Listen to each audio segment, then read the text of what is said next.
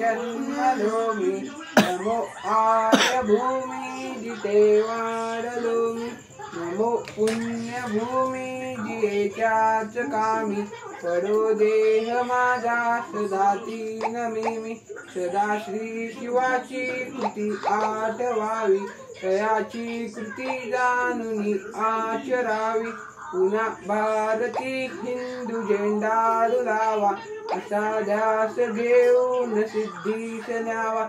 भारत माता की जय. वंदे मातरम.